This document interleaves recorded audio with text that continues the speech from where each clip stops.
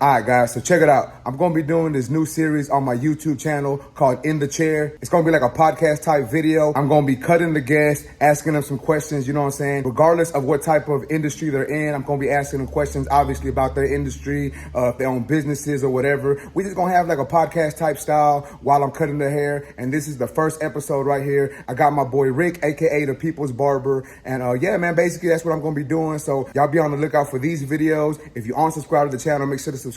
Also, make sure to hit that post notification bell. That way you know every time I'm dropping a video. But let's go ahead and get into this video. All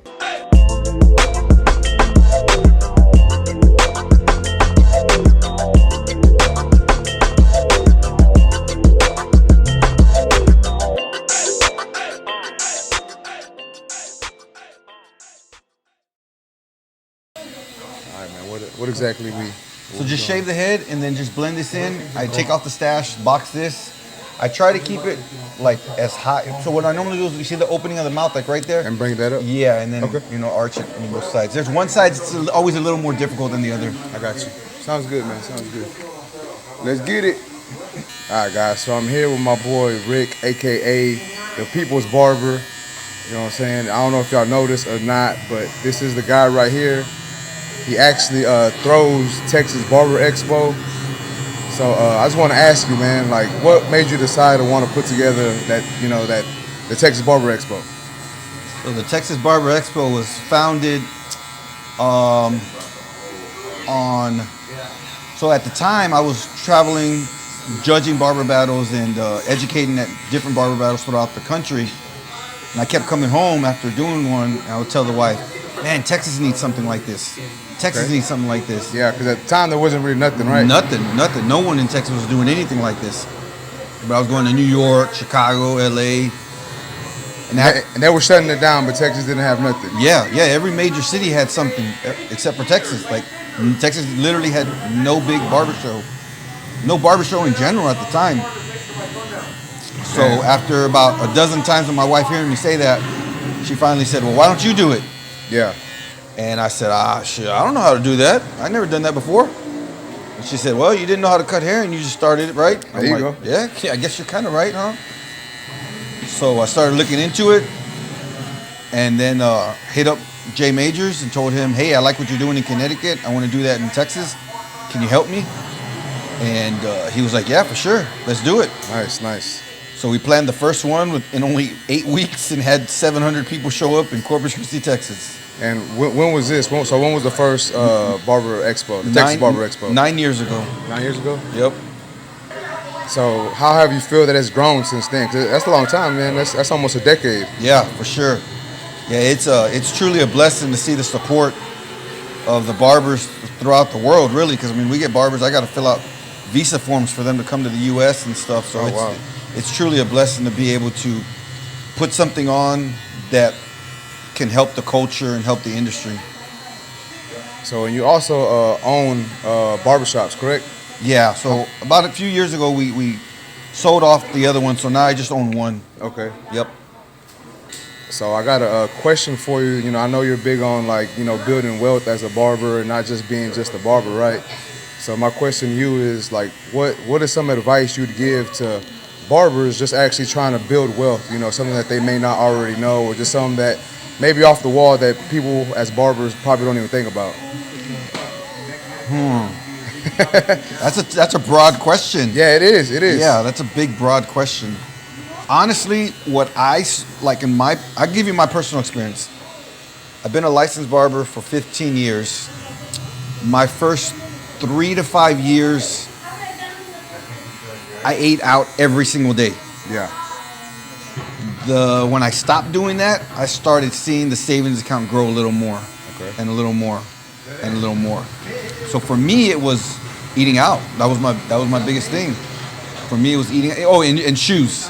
Yeah. And shoes. Yeah. 1 year, I was just curious. I saved all my receipts for shoes, and that year I spent like $9,000 in tennis shoes.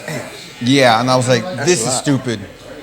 So for me, it was eliminating eating out every day, at least. I mean, I still eat out, but not every day. Yeah. Eliminating eating out every day and buying tennis shoes. Yeah, that's tough too, because as a barber, we're always on the go. We're busy, so we just get what we can to eat, and then we like having. Like me personally, I'm like big on shoes myself too, so I'm always buying shoes, and I've cut back here recently, but I'll still catch myself, buying some shoes here and there. Yeah, definitely. I mean, it's part of the culture, Yeah. How long have you actually been cutting hair for? I started when I was about 15 or 16. Okay. Yeah. Just cutting my own and then a few friends. Yeah, and how long have you actually been licensed?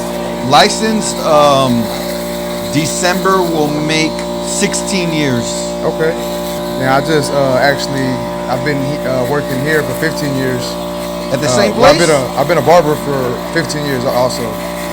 It was 2 days ago, the day after my daughter's birthday. That's how I remember it. So her birthday is the 21st, and then I started working here on the 22nd of June. So 15 years. Wow.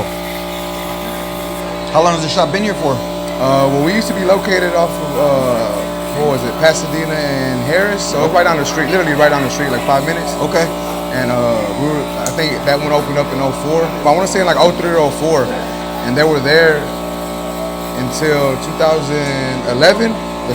The shop caught fire. Oh, a disgruntled ex-employee basically came in and lit it on fire? Yeah, lit it on fire. Oh, crap. Long story short, from there we came here. We weren't working out of the shop for a couple months. So we've been here since 2011, huh? 2011 when we came here? Yeah, we've been here since 2011. And you said you own it? Nah, I don't own it. Oh, you don't own it? I don't Okay, own got it. you. Everyone always thinks I own it. So, me or this guy. So I got a question then. I'm listening.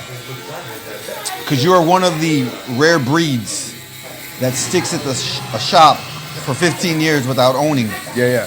And not to say that that's wrong or that's, not to each his own. Exactly. That's what I tell people. Do what's best for you. What has made you loyal to the barbershop for 15 years? Why don't you just jump around? Yeah. Stuff like most barbers do. Well, for me, it's more of the people who were here when I first started working here. Like, we always joke with each other. We gave each other hard times. We've done all that. But beyond that, it's more of, sometimes when you joke with people, it's not, you can't take it for face value. Yeah. So I know, like, everyone's actual intentions. Like, everyone here was actually, like, good people towards me. Like, the fact that I started working here literally the day after my daughter was born, I didn't have no way to make money.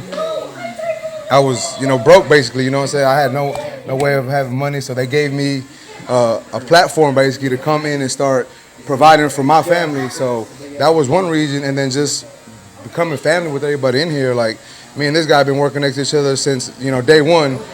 I've seen his kids grow up, he's seen my kids grow up, so it's like, and it's not really like a necessity to have a shop, because everyone always, like you say, they're always like, well, why don't you own a shop? And like you said, to each his own, but it's like, to me, I know that it's hard to be a shop owner. There's a lot of stuff you have to do, and it's like sometimes it's just not it's not the time. You know what I'm saying? Now maybe in the future I might open up a shop. I mean, I'm not saying I will or I won't, but it's just the time has to be right. I got a lot of stuff going on, and I know for me, like, there was no point in jumping around because I had everything I needed here. I had, the shop owner would throw me clients. Like when I was sitting down, like watching him cut or walking around passing out cards, people would call and he'd be like, nah, I'm totally booked, but you can go to Tank. Like he'll get you at this time or whatever. Mm-hmm. So doing that just let me know that he was a good person and a good owner. Like it wasn't just him trying to eat. Yeah. He was trying to make sure, every barber in the shop was eating, because he did that with me. He did that with barbers after me. And I'm sure he did it with the barbers before me too. So it's like,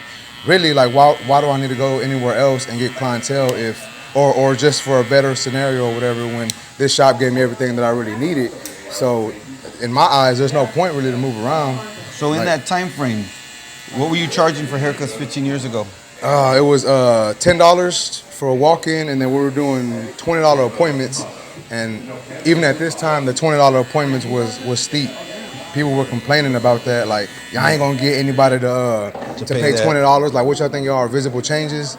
And but when I came in, I was charging $10 for the haircut, and I was doing $15 appointments, just trying to build up, my clientele and build up my brand. But yeah, man, that's basically the reason why I've been here for so long. Like, there's been a bunch of other shop owners that reach out to me, and they're like, why, come work over here. I'll give you cheaper booth rent, or you get free booth rent for a month. Or this, like, man, like, that's not gonna entice me, because it's not, that booth rent isn't like gonna break me. It's not something that I feel is gonna break me. Now some barbers they'll be like, oh yeah, free booth rent for a month, or it's $50 cheaper. Yeah, I can make, but it's like, man, you can do one more haircut, not even a day, a week, and cover that. So I wasn't even worried about that. That was my next thing. So because I own a shop, and I've owned the shop January will make 15 years. Yeah. In those 15 years, I've had barbers come and go, and they normally go around the time when I increase booth rent, and they'll go to a shop that's $10 cheaper, $20 cheaper. Yeah. And to me, it just never made any sense. Yeah, that's crazy to me. Cause like I said, like you can literally get that in one hair, like an edge up. Yeah. Or one extra haircut a week.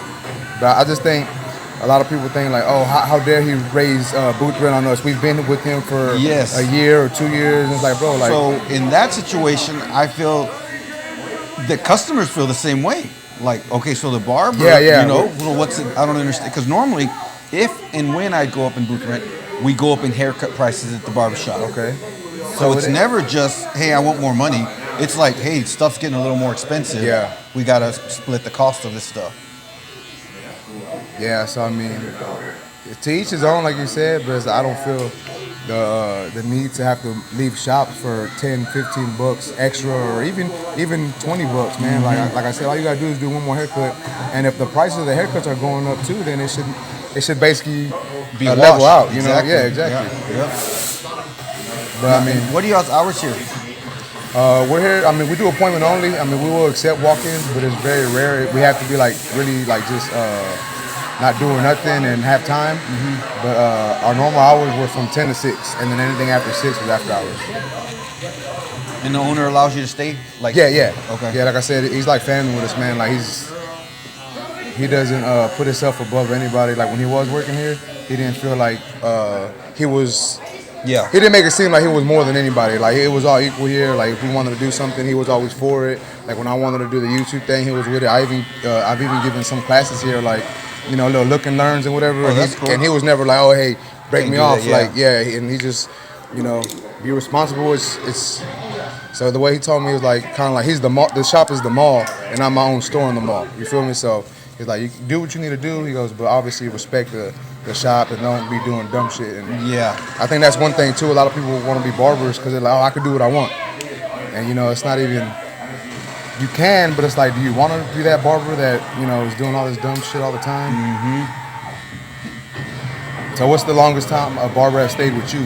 So I currently have 2 barbers that with me, and they've been the longest with me. They've been with me, oh snap, I want to say, I'm probably wrong too, but at least 8 to 10 years. Prior to that, the longest was probably around 6 to 7. Okay. Yeah. And what was the reason for the other barbers leaving? Was it they wanted to open their own shop, or they found somewhere? You said some of them found a spot cheaper. I don't know if I've had some that leave because it's cheaper, but those barbers are the ones that have been with me maybe a year, 1 to 3 years. The one that was with like 6 to 7, I think, one of my former employees had opened up his own shop. So once his shop was established, the other barber, they were really cool. You know, they sat next to each other and stuff. So he bounced one over there. I don't know if booth rent was cheaper or more expensive. I have no clue. But they were just good friends. But they were just really good friends. Yeah, definitely. That makes sense. And I saw it. I even told him when he told me, I was like, I appreciate you giving me notice. I said, I was just wondering when you were going to go. I knew it was going to be a matter of time. You didn't know exactly when. Yeah.